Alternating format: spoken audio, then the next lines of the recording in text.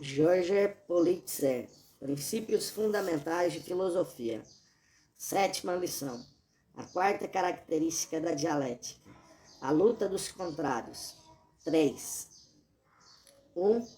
O caráter específico da contradição. A universalidade absoluta da contradição não nos deve fazer esquecer a infinita riqueza das contradições concretas. A grande lei dos contrários é a expressão geral de um fato que, em sua realidade, assume as mais diversas formas. O bom dialético não se contenta com afirmar a universalidade da luta dos contrários como princípio de todo movimento. Ele mostra como esta lei se particulariza com os múltiplos aspectos qualitativos da realidade, como esta lei se especifica. Abre aspas, citação de Mao Tse Tung. Tratando de cada forma particular do movimento, é necessário ter em vista o que ela tem de comum com as outras formas do movimento. Entretanto, é ainda mais importante, e é isto que constitui a base do conhecimento que temos das coisas, considerar o que cada forma do movimento tem de específico, de próprio, isto é, considerar o que a distingue qualitativamente das outras formas do movimento. Somente assim é que se pode distinguir um fenômeno de outro. Toda forma de movimento contém suas contradições específicas, constituindo a natureza específica dos fenômenos, o que o distingue dos outros fenômenos. É ainda nisto que reside a causa interna, ou a base da diversidade infinita das coisas e dos fenômenos que existem no mundo. Fim da citação. Em outros termos, não basta afirmar a universalidade da luta dos contrários. A ciência é a unidade da teoria e da prática. E é sempre de maneira concreta, com as particularidades da própria vida, que se manifesta a lei universal dos contrários. Se proporcionamos a um ovo o calor necessário, asseguramos assim a contradição interna característica do ovo, a possibilidade de se desenvolver até a eclosão do pintinho. A mesma intensidade de calor aplicada a 1 litro de água provocará outros efeitos próprios à água. Cada aspecto da realidade tem seu movimento próprio e, portanto, suas contradições próprias. Não importa o que se transforma nem em que. Tal guerra se transforma em tal paz. Tal capitalismo, tendo tal particularidade de desenvolvimento, dará lugar a um regime socialista que terá, por sua vez, tal particularidade. É neste sentido que o velho se conserva no novo. Assim, por um lado, é falso dizer que um novo regime social faz tábula rasa do passado, mas por outro lado, não há nenhuma síntese, nenhuma conciliação possível entre o antigo e o novo, porque o novo não se pode afirmar senão contra o antigo. O fato de os contrários serem superados não significa a síntese do velho e do novo, mas a vitória de um sobre o outro, do novo sobre o velho. É a natureza específica de cada etapa do movimento material que explica a diversidade das ciências, da física à biologia, da biologia às ciências humanas. Cada ciência deve tornar patentes e compreender as contradições específicas de seu próprio objeto. É assim que há leis particulares da eletricidade, porque as leis mais gerais da energia, da qual a eletricidade é uma forma, não bastam para determinar a eletricidade. É preciso, pois, fazer a análise dialética do fato eletricidade como tal. Acontece, porém, que certa quantidade de eletricidade provoca reações químicas. Encontramos-nos, então, em presença de um novo objeto, com suas leis específicas. Da mesma forma, quando passamos da química para a biologia, da biologia para a economia política, etc., certamente todos os momentos da realidade constituem uma unidade, mas não são, por isso, menos diferenciados e irredutíveis uns aos outros. Isto não é válido somente para o conjunto das ciências. Dentro da mesma ciência, encontramos necessidade de estudar as contradições específicas. Exemplo, há movimentos específicos dos átomos, quando o físico passa do movimento dos corpos visíveis. Uma bola que cai. Para os movimentos atômicos, aparecem novas leis que são o objeto da mecânica ondulatória. A dialética amolda-se estreitamente ao objeto para compreender-lhe o movimento. Para dar um novo exemplo, diremos que a arte é uma forma de atividade irredutível às outras atividades, e principalmente à ciência, se bem que a arte seja um meio de conhecimento, uma vez que ela reflete o mundo. Há, pois, contradições específicas neste como nos outros domínios, e o artista é dialético, na medida em que resolve essas contradições. Se não as resolve, não é um artista. O grande crítico Bielinski escrevia, abre aspas, citação de Bielinski, ainda que seja plena de belos pensamentos, ainda que vigorosamente responda aos problemas da época, se uma poesia não contiver poesia, não poderá conter nem belos pensamentos, nem questão alguma, e tudo quanto se poderá notar nela será apenas uma boa intenção mal realizada. Fecha aspas. Enquanto a ciência exprime a realidade por meio de conceitos, a arte a exprime por imagens típicas, dotadas de grande poder emocional. Certamente, a arte não pode atingir sua finalidade, senão quando o artista, poeta, pintor, músico, etc., é capaz de dominar suas sensações primeiras, de generalizar suas impressões. Mas se a obra de arte não consegue encontrar as imagens apropriadas à ideia do artista, ela fracassa. O mérito de Lenin consistiu principalmente em descobrir, baseado na análise marxista do capitalismo, as contradições específicas do capitalismo no estágio imperialista, em particular, o desenvolvimento desigual dos diferentes países capitalistas. E daí, a luta furiosa por uma nova partilha do mundo entre os mais bem aquinhoados e os outros.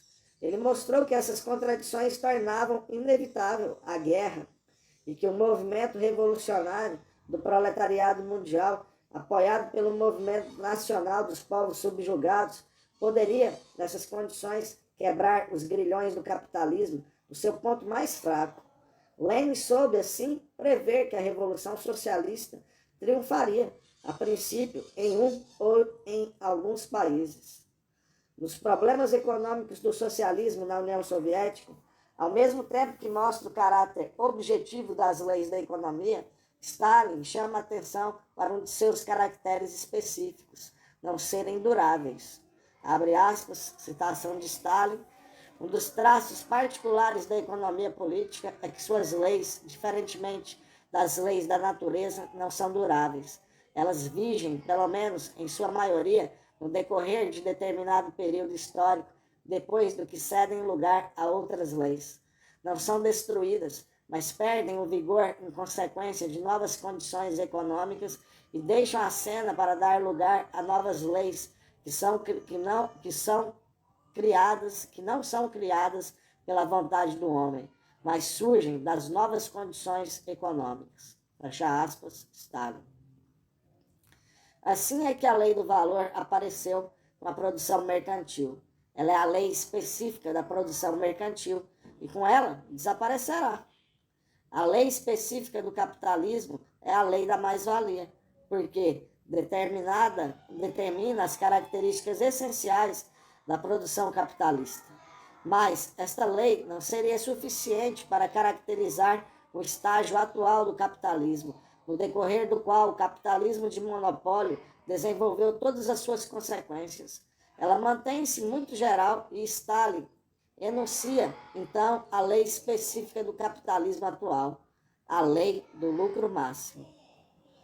A respeito da lei do lucro máximo, consultar a 18ª lição, ponto 2, letra B.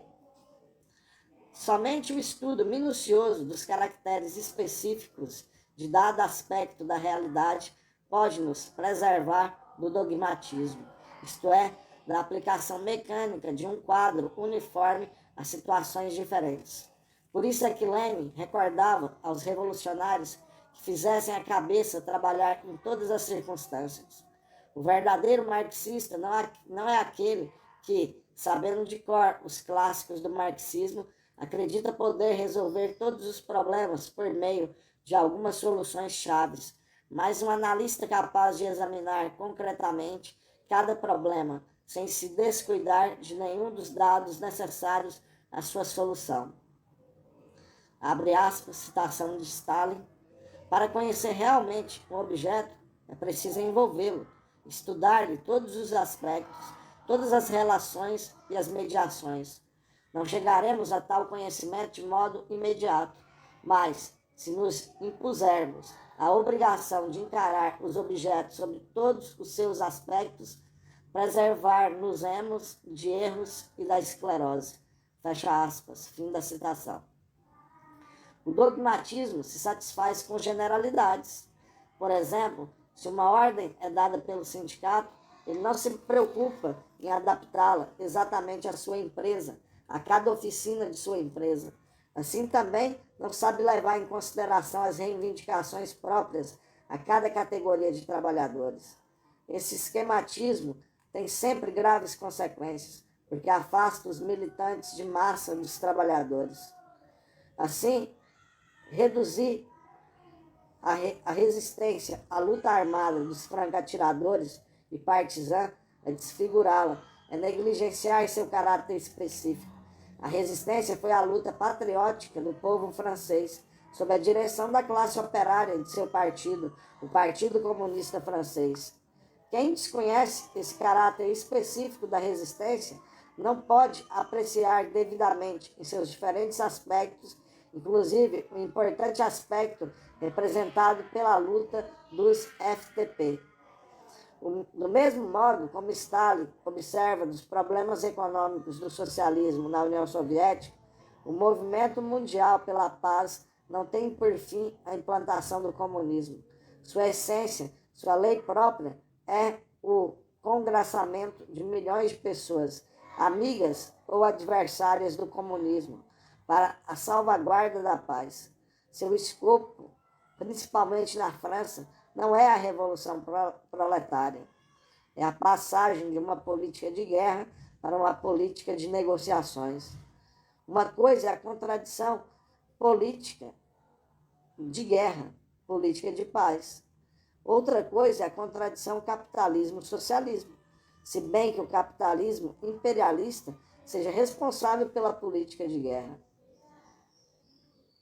Em seu estudo a propósito da contradição, Mao Tse-tung insiste sobre a necessidade de resolver, abre aspas, as contradições qualitativamente diferentes por métodos qualitativamente diferentes, fecha aspas. Escreve ele, citação de Mao Tse-tung, por exemplo, a contradição entre o proletariado e a burguesia resolve-se pelo método da Revolução Socialista. A contradição entre as massas populares e o regime feudal resolveu-se pelo método da Revolução Democrática. A contradição entre as colônias e o imperialismo resolve-se pela Guerra Nacional Revolucionária. A contradição entre a classe operária e os camponeses na sociedade socialista resolve-se pelo método da coletivização e da mecanização da agricultura. As contradições no seio do Partido Comunista resolvem-se pelo método da crítica e da autocrítica. As contradições entre a sociedade e a natureza resolvem-se pelo método do desenvolvimento das forças de produção. O processo muda, os velhos processos e as velhas contradições liquidam-se. Um novo processo e novas contradições nascem. Por isso, os métodos a empregar para resolver essas contradições mudam igualmente.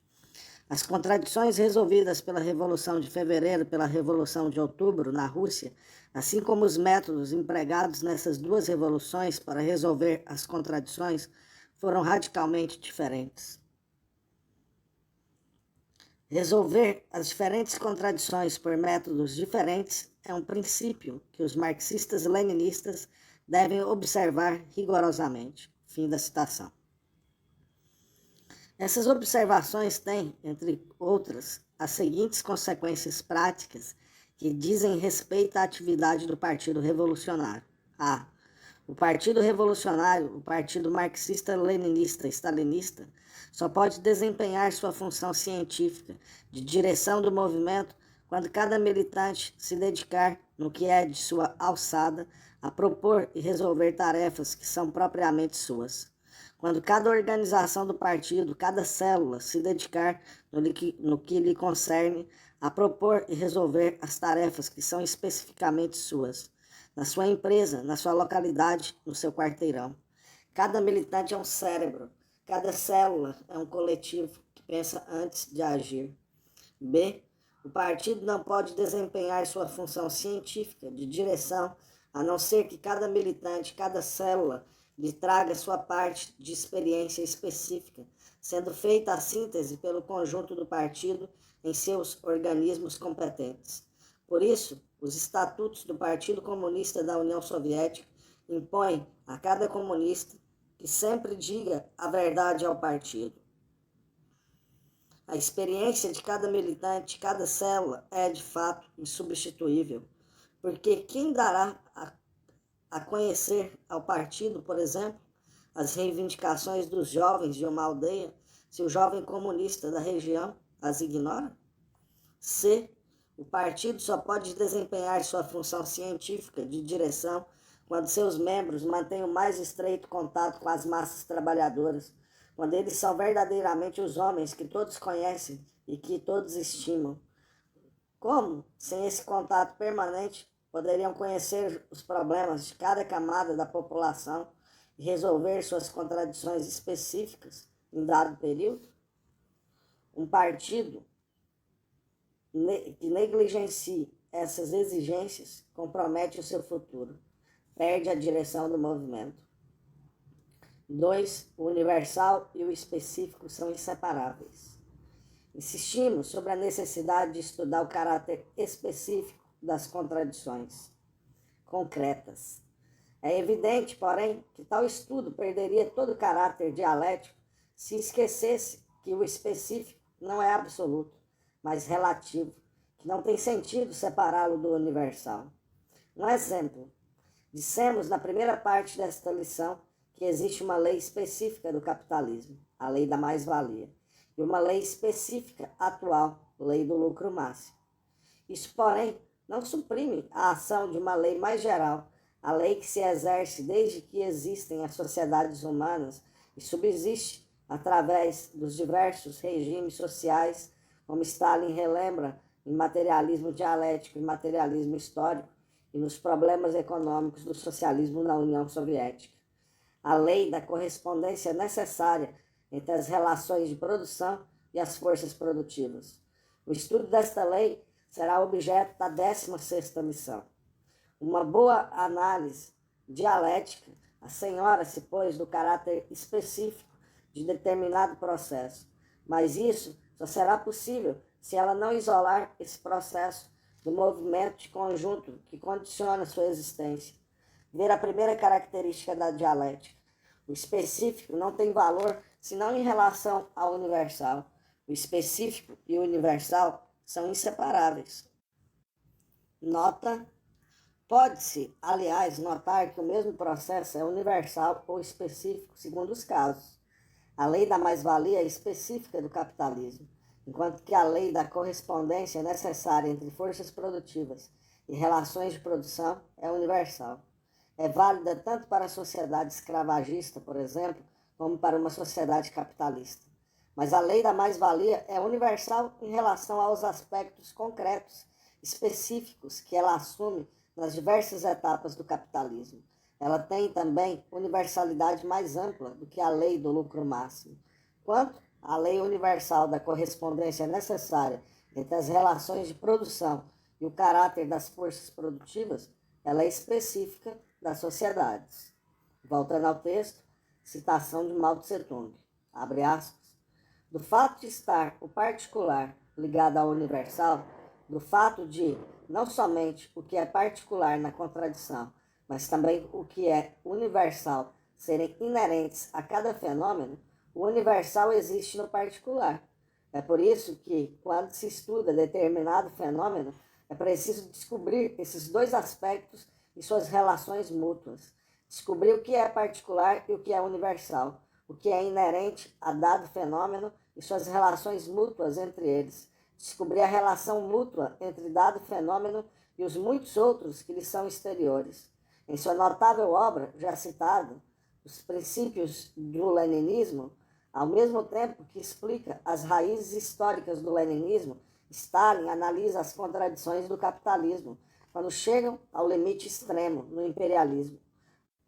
Mostra como essas contradições fizeram com que a Revolução Proletária se tornasse uma questão da prática imediata e como elas criaram as condições favoráveis ao assalto direto contra o capitalismo. Além disso, analisa as causas pelas quais a Rússia tornou-se a pátria do leninismo, porque a Rússia czarista foi o ponto nodal de todas as contradições do imperialismo e porque foi o proletariado russo, justamente, que pôde tornar-se a guarda avançada do proletariado revolucionário internacional. Assim, depois de ter analisado o que é geral nas contradições próprias do imperialismo, Stalin mostrou que o leninismo é o marxismo da época do imperialismo e da revolução proletária. Depois de ter analisado o que é específico nessas contradições gerais, o que era próprio do imperialismo da Rússia czarista, ele explicou porque foi justamente a Rússia que se tornou a pátria da teoria e da tática da revolução do proletariado e que, além disso, esse específico continha em si o que foi mais geral nas contradições apresentadas. Essa análise staliniana é, para nós, um modelo do conhecimento do específico e do geral, nas contradições e nas relações mútuas existentes entre um e outro. Fecha aspas. O metafísico não sabe manter essa unidade do específico com o universal. Ele sacrifica o específico ao universal. É o que faz o racionalismo abstrato de um Platão, por exemplo, para quem a experiência concreta é menosprezável, ou então o universal ao específico. Tal é o caso do empirismo, que nega o valor de qualquer ideia geral e se condena ao praticismo limitado. A teoria marxista do conhecimento considera tal atitude como antidialética, unilateral. O conhecimento, com efeito, parte do sensível, que é estreitamente circunscrito e reflete uma situação específica. Mas, pela prática, ele ascende ao universal, para voltar ao sensível com nova força. O físico, por exemplo, não dispõe, a princípio, senão de um número limitado de fatos experimentais. Apoiando-se neles, chega à lei cuja descoberta lhe permite transformar profundamente a realidade por meio de experiências novas. As duas etapas do conhecimento são inseparáveis. Ele vai do específico para o geral e do geral para o específico, movimento que jamais se detém. Lenin compara esses passos com um movimento em espiral. Partimos da experiência imediata, sensível, por exemplo, a compra de certa mercadoria, analisamos a operação para descobrir a lei do valor, de onde voltamos à experiência concreta, movimento em espiral. Mas, armados da lei do valor, compreendemos essa experiência cuja significação profunda inicialmente nos tinha escapado. Podemos então prever o desenvolvimento do processo, suscitar condições capazes de limitá-lo, de ampliá-lo, etc. Não conseguiríamos atingir o universal se não partíssemos do específico. Mas, por outro lado, a inteligência do universal permite que nos aprofundemos no específico. O movimento em espiral não é, pois, um vai e vem estéril, é um aprofundamento na realidade. Foi estudando as contradições específicas do capitalismo de sua época que Marx descobriu a lei universal da correspondência entre relações de produção e forças produtivas. Conseguiu, então, compreender as contradições específicas dos regimes sociais anteriores ao capitalismo, uma vez que essas contradições decorrem da lei universal da correspondência. Foi-lhe possível um estudo cada vez mais aprofundado, cada vez mais específico, do próprio capitalismo no seu movimento subsequente. Capitalismo de monopólio, imperialismo. O artista é grande na medida em que, esforçando-se para atingir o típico, ver o ponto 1 desta lição, sabe exprimir o universal por meio do particular. Toda a angústia de Paris ocupada pelos nazistas foi expressa por Éluard apenas em 2 versos, na constatação de um pequeno fato de todos os dias, abre aspas, Paris tem frio, Paris tem fome, Paris já não come castanhas na rua. Fecha aspas. Extraído de Courageux.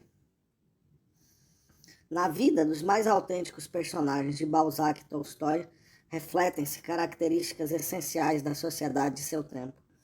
O romance de G. Nikolieva, A Casa, liga de maneira notável a história pessoal e familiar de seus personagens com a história de um kolkhoz e da sociedade soviética.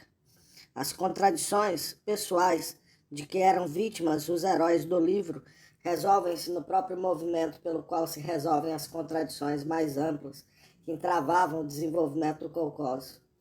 É lutando para assegurar do kolkhoz a vitória do futuro sobre o passado que Vassili e Avdotia garantem em si mesmos essa vitória. Não é essa profunda unidade do universal com o particular que caracteriza os heróis mais amados pelo povo? Em junho de 1917, os soldados de um regimento escreveram a Lenin, abre aspas, amiga e camarada Lenin, lembra-te de que nós, os soldados deste regimento, estamos prontos, como um só homem, a seguir-te por toda parte, porque tuas ideias são, verdadeiramente, a expressão da vontade dos camponeses e dos operários. Fecha aspas. Em Stalin encarnam-se os traços mais puros do homem soviético. Ethel e Julius Rosenberg conquistaram o amor da gente simples do mundo inteiro, porque a grandeza do sacrifício que consentiram em fazer sua mocidade, seus filhos, sua felicidade, era a mais perturbadora expressão do amor invencível que os homens têm pela paz. 3. Contradição principal, contradições secundárias. Tendo tomado consciência da força dos laços que unem o específico ao universal, veremos mais claramente as relações entre contradição principal e contradições secundárias. De fato, um processo jamais é simples, precisamente porque deve sua existência específica a um grande número de condições objetivas que o prendem ao conjunto.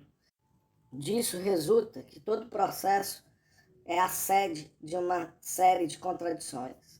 Mas entre essas contradições, a principal é aquela que existe do começo ao fim do processo e cuja existência e desenvolvimento determinam a natureza e a marcha do processo. As outras são contradições secundárias, subordinadas à principal. Qual é, por exemplo, a contradição principal da sociedade capitalista? Evidentemente, a contradição entre proletariado e burguesia. Enquanto subsistir o capitalismo, essa contradição subsistirá. E é ela que, em última análise, decide a sorte do capitalismo, uma vez que a vitória do proletariado será a morte do capitalismo. Mas a sociedade capitalista, encarada em seu processo histórico, comporta outras contradições secundárias em relação à principal. Por exemplo, as contradições entre a burguesia dominante e os restos da feudalidade vencida, contradição entre a população trabalhadora dos campos, pequenos proprietários, meeiros, diaristas e a burguesia. Contradição entre a burguesia e a pequena burguesia. Contradição entre a burguesia monopolista e a burguesia não monopolista, etc. Tais são as contradições que aparecem e se desenvolvem na própria história do capitalismo. E como esse desenvolvimento se realiza em escala mundial, é preciso ainda considerar a contradição entre os diversos países capitalistas, a contradição entre a burguesia imperialista e os povos colonizados.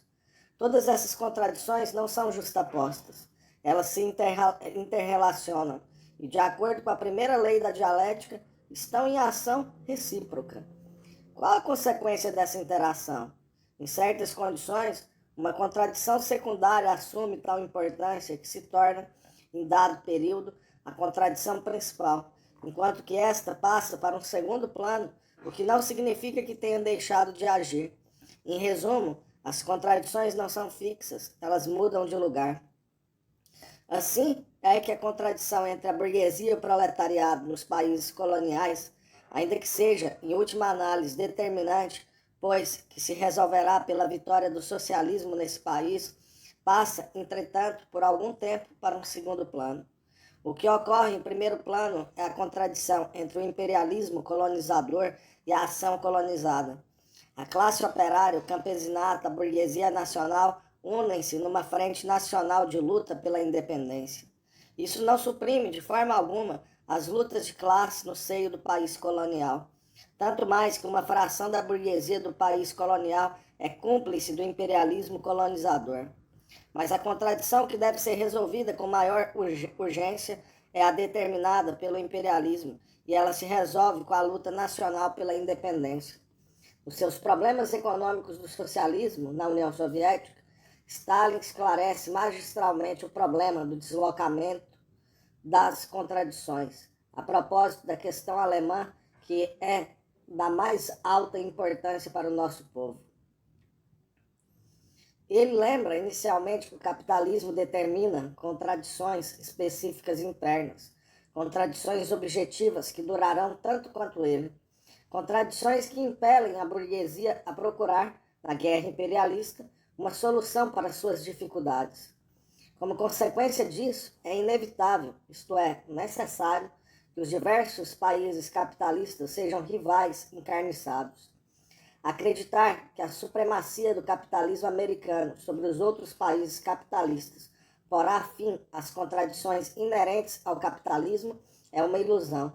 Nenhum pacto do Atlântico, nenhuma aliança agressiva contra a União Soviética tem o poder de anular essas contradições.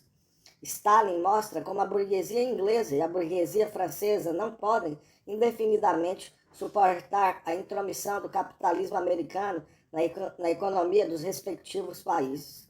O mesmo acontece com os países vencidos, Alemanha e Japão. Qualquer um pode verificar hoje como foi justa a observação de Stalin.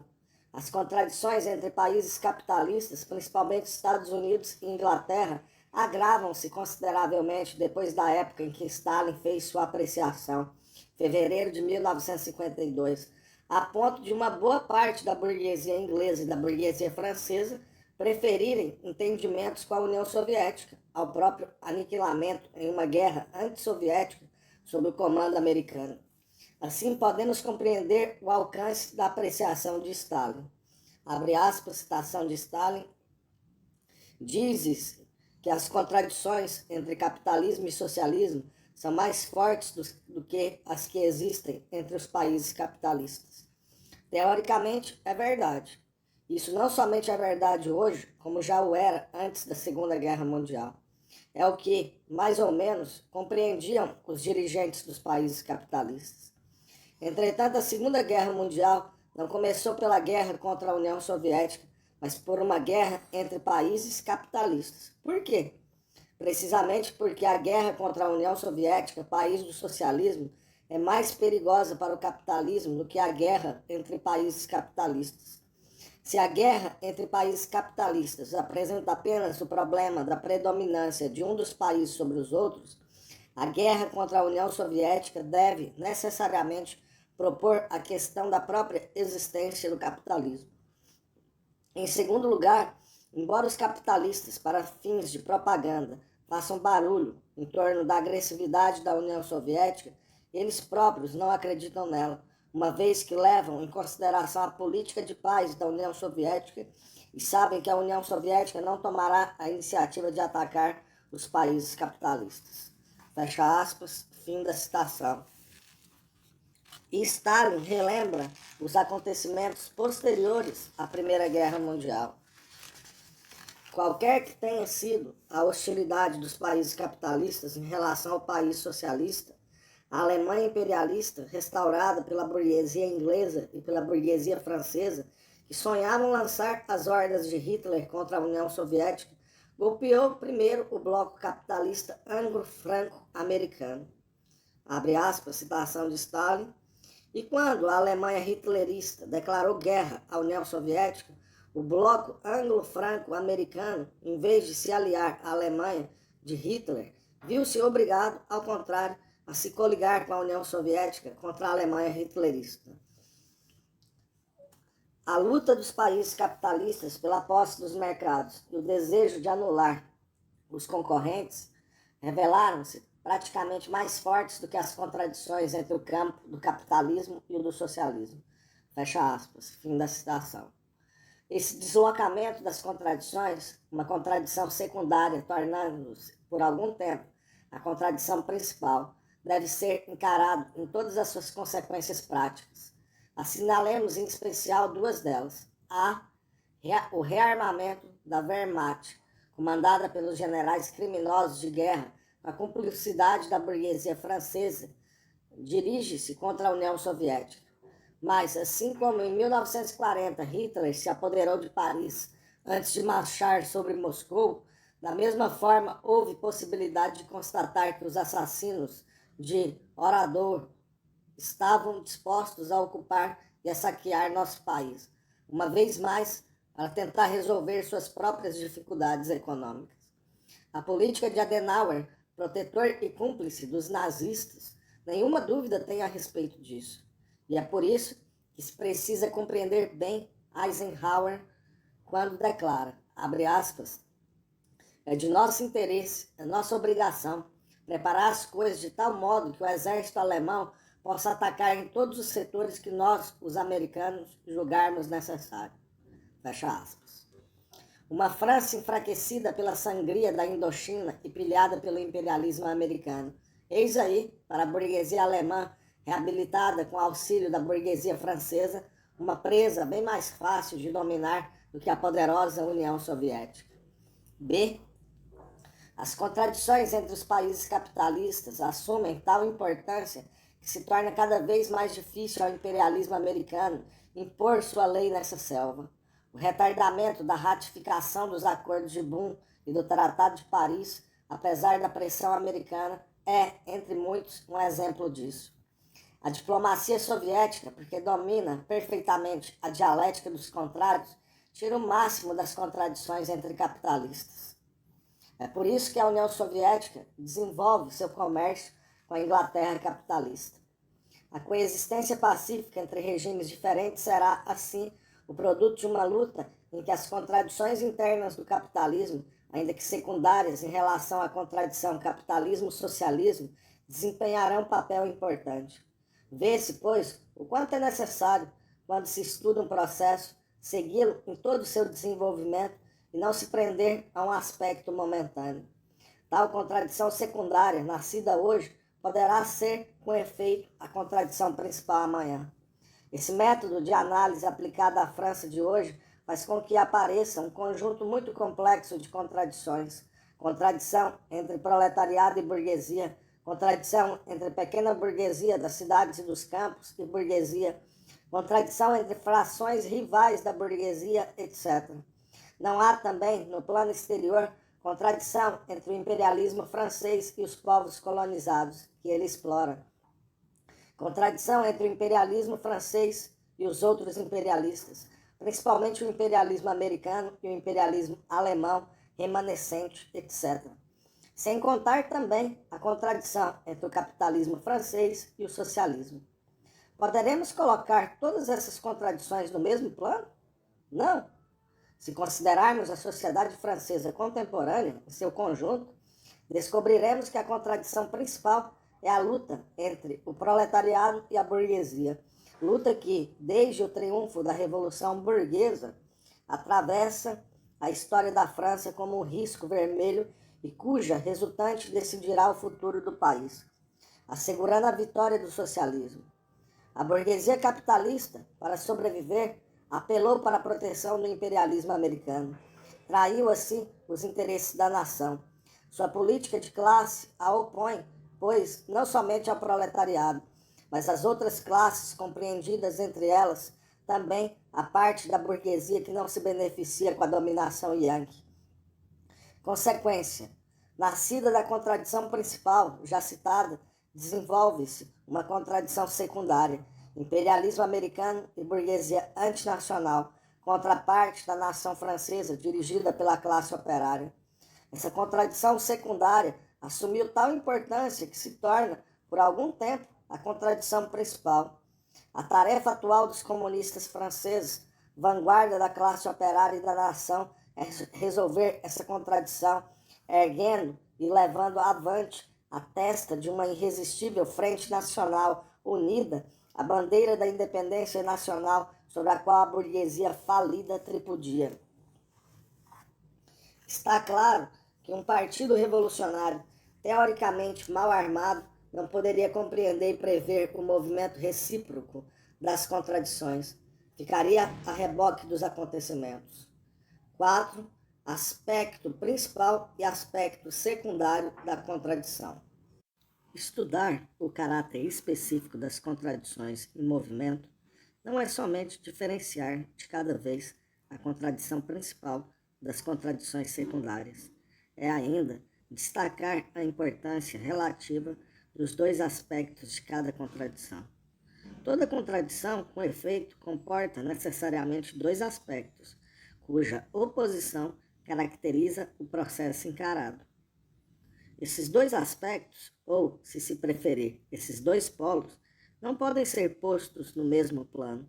Suponhamos a contradição: A contra B, B contra A.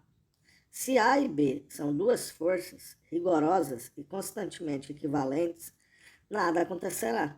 As duas forças equilibrar-se-ão indefinidamente. Todo movimento será detido. Há sempre, entretanto, uma força que sobrepuja a outra, ainda que muito levemente. É assim que a contradição se desenvolve. Chamamos aspecto principal de uma contradição aquele que, em dado momento, desempenha o papel principal, isto é, determina o movimento dos contrários em presença. O outro é o aspecto secundário. Mas, assim como a contradição principal e as contradições secundárias podem mudar de lugar, tal contradição secundária, passando para o primeiro plano, também a situação recíproca do aspecto principal e do aspecto secundário de uma contradição é mutável. Sob certas condições, o aspecto principal se transforma em aspecto secundário, o aspecto secundário em aspecto principal.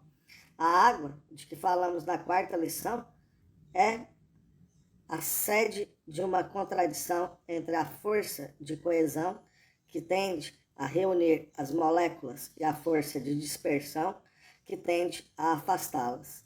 No estado sólido, o aspecto principal da contradição é a força de coesão. No estado gasoso, é a força de dispersão. O estado líquido é um estado de equilíbrio instável entre as duas forças.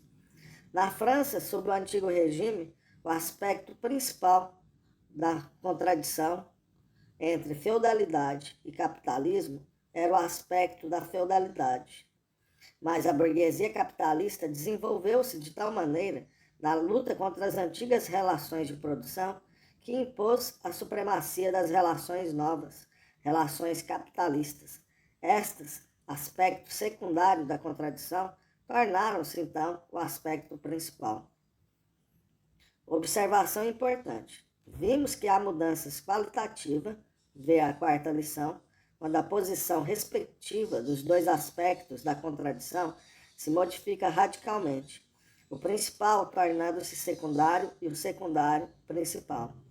Há, ao mesmo tempo, um desmembramento da antiga unidade dos contrários e o aparecimento de uma nova unidade de contrários.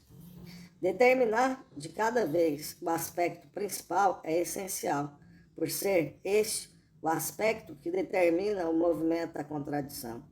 O aspecto principal da contradição principal é o ponto de aplicação decisivo para a análise dialética. Isso não significa que o aspecto secundário seja de interesse nulo. Consideremos a luta entre o antigo e o novo. Ao nascer, o novo é ainda muito fraco. Não é mais do que o aspecto secundário da contradição. Mas por ser o novo, tem a seu favor o futuro. Tornar-se-á o aspecto principal e sua vitória determinará a mudança qualitativa. Estudando o materialismo histórico, veremos como a produção se desenvolve, baseada em uma contradição fundamental entre as relações de produção e o caráter das forças produtivas. E como o aspecto principal dessa contradição pode ser tanto as forças produtivas quanto as relações de produção. Ver a 16ª lição. Outro exemplo.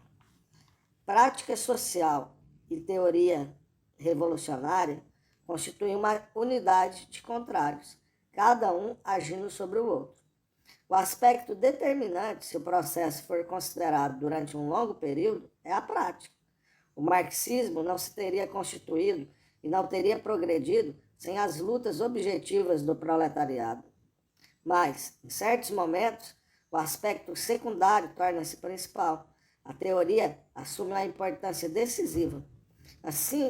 É assim que, em 1917, se o Partido Bolchevista não tivesse oferecido uma justa apreciação teórica da situação objetiva, não teria podido dar palavras de ordem adequadas à situação, não teria podido mobilizar as massas e organizá-las para o assalto vitorioso. O futuro do movimento revolucionário na Rússia teria sido comprometido por longo tempo. Não somente o aspecto teórico não pode ser negligenciado, como em certas condições ele se torna o aspecto principal, isto é, determinante. Citação de Mao Tse-tung. Quando dizemos, como Lenin, sem teoria revolucionária não há movimento revolucionário, a criação e a difusão da teoria revolucionária começam a desempenhar o papel principal, decisivo. Quando se tem de organizar qualquer coisa, e para tanto, não se tem nem orientação, nem método, nem planos, nem diretrizes determinadas, a elaboração da orientação, do método, do plano ou das diretrizes torna-se, então, essencial, decisiva. Fim da citação.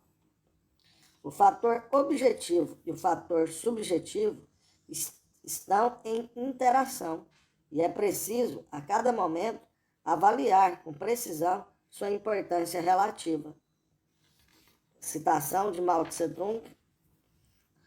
Pecam essas teses contra o materialismo? Não. Reconhecemos que no curso geral do desenvolvimento histórico, o princípio material determina o princípio espiritual. O ser social determina a consciência social. Mas reconhecemos, ao mesmo tempo, e devemos reconhecer a ação de retorno do princípio espiritual sobre o material. A ação de volta da consciência social sobre o ser social.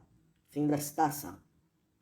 E Mao Tse-tung observa que isso é assegurar a superioridade definitiva do materialismo dialético sobre o materialismo mecanicista, que é metafísico, uma vez que, para ele, o elemento principal continua como principal e o elemento secundário continua como secundário, quaisquer que sejam as circunstâncias.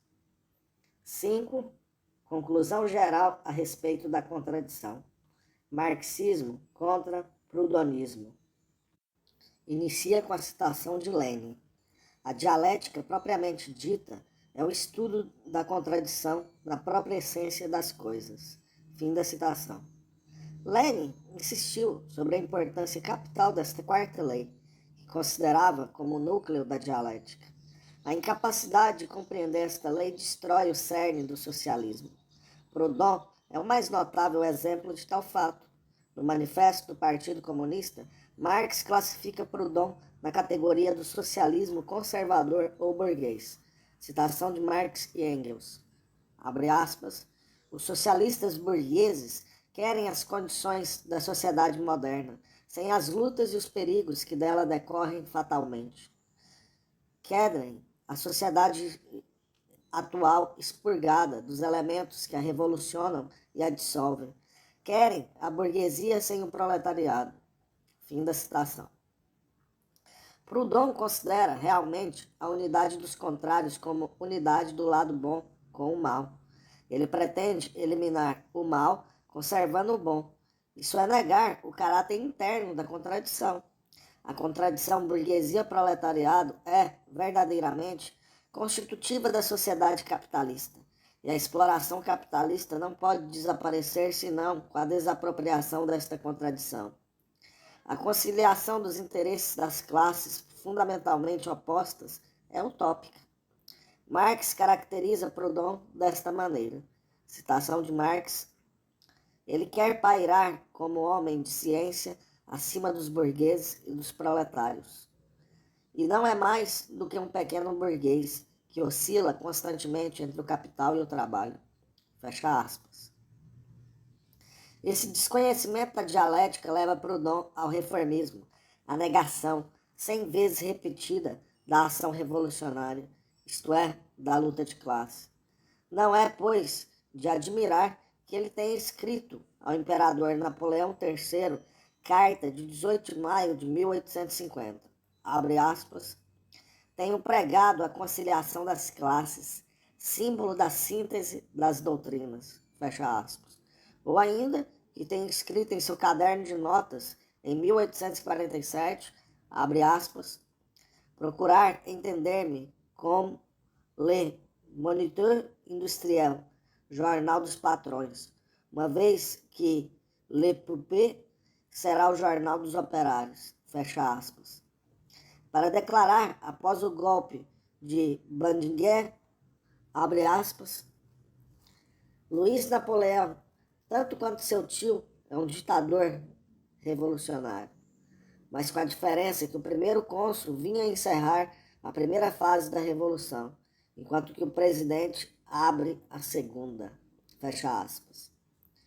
Os chefes socialistas, como Blum, autor de A l'échelle humaine, e Jules Moche, em Confrontations, de que já falamos numa lição anterior, dedicam-se a retocar o prudonismo, sob o pretexto de respeitar, abre aspas, as leis universais do equilíbrio e da estabilidade, fecha aspas. Assim justificam a capitulação diante da burguesia. Assim se comportam eles, segundo a expressão de Blum, como, abre aspas, gerentes leais do capitalismo, fecha aspas.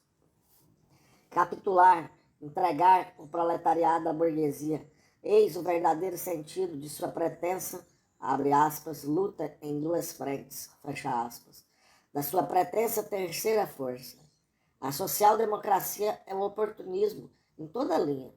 O proletariado deve combatê-la sem misericórdia, se quiser vencer o inimigo da classe. O socialismo científico de Marx, Engels, Lenin e Stalin é o único revolucionário, porque coloca em primeiro plano a luta dos contrários como lei fundamental da realidade. Assim, dá combate impiedoso e ininterrupto contra o contrário do proletariado revolucionário, a burguesia reacionária, e contra os chefes da social-democracia que se dedicam, negando a dialética, a mascarar as contradições, para desmobilizar o proletariado em pleno combate. Na França, o exemplo do militante dialético que conhece a virtude inovadora da luta dos contrários é Maurice Thoré. Evocando sua aprendizagem de chefe revolucionário, ele escreve em Fille du Peuple, página 65, abre aspas, uma ideia central de Marx se imprimiu em meu espírito. O movimento dialético mantém a revolução e a contra-revolução em combate permanente. A revolução torna a contra-revolução cada vez mais encarniçada, cada vez mais empreendedora. Por sua vez, a contra-revolução faz progredir a revolução e a obriga a entregar-se a um partido verdadeiramente revolucionário. Fecha aspas. Mas a dialética não permite apenas compreender e levar até o fim a contradição principal que constitui a luta de classes, proletariado contra a burguesia. A luta que gerará o socialismo. Ela dá ao proletariado os meios de reconhecer as imensas forças cuja aliança ele pode conquistar contra a burguesia. O próprio desenvolvimento da política reacionária da burguesia suscita a posição crescente da população laboriosa dos campos, das classes médias, dos intelectuais, etc. São outras tantas contradições que a dialética põe em evidência. As contradições não aparecem logo à primeira vista, e é por isso que o dialético vai sempre da aparência para a realidade e se previne contra as impaciências que travam o movimento, ao pretender acelerá-lo. Um modesto empregado que vota no RPF, lê Laurore, não topa o comunismo, será um reacionário? Raciocinar assim é não ver o miolo sob a casca. Se esse empregado vota no RPF e lê L'aurora, é porque está descontente e acredita encontrar aliados no RPF e em L'aurora. Seu comportamento é, pois, o reflexo subjetivo das contradições objetivas de que é vítima.